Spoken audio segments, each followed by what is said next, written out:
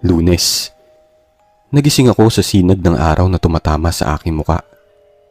6:00 na pala ng umaga. Tumayo ako sa aking higaan. Nag-inat at tinanggal ang mga muta sa aking mga mata. Ngunit nanibago ako sa araw na yun. Wala akong narinig na boses ni nanay na madalas akong tinatawag para mag-almusal. Wala rin ang tunog ng kapatid kong bunso na naglalaro sa aking kwarto tuwing umaga. Nag-aalala akong bumaba upang hanapin sila. Pero sa aking pagbaba, wala ni isang tao sa bahay. Napatingin ako sa hapagkainan. May nakahandang almusal doon. Sa platito ay may pandesal na may tasa ng kape sa tabi. Kumalamang sikmura ako sa tanawin na yun. Umupo ako at sinimulang kainin ang almusal na hinanda ata ni nanay.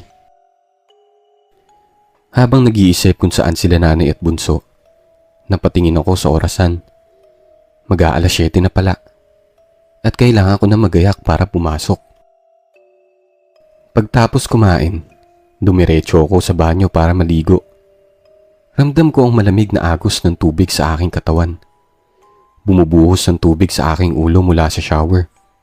Tila ba pinapawi ang pag-aalala na unting-unting bumabalot sa akin. Umalis ako ng bahay. Ngunit hindi ako sanay na hindi nagpapaalam kay nanay sa aking pag-alis. Naghintay ako ng 5 minuto sa tapat ng gate.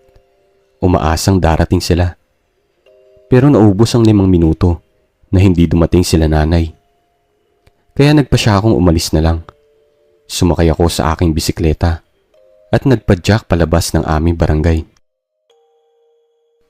Nang makarating ako sa main road, napansin ko ang kalsada na may mga pulang marka.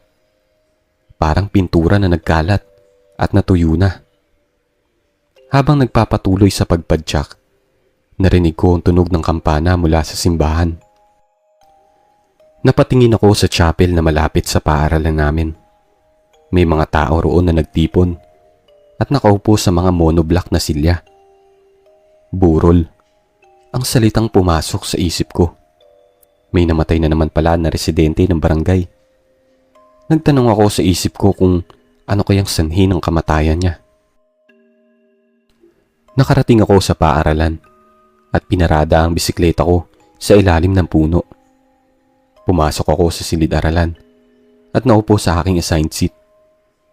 Buong araw akong nakinig sa leksyon ni Ginang Gamboa. Ngunit tila walang pumapasok sa aking utak. Hindi ko alam kung bakit tila malamig ang paligid. At ang mga salita ng guro ay nagiging hangin lamang.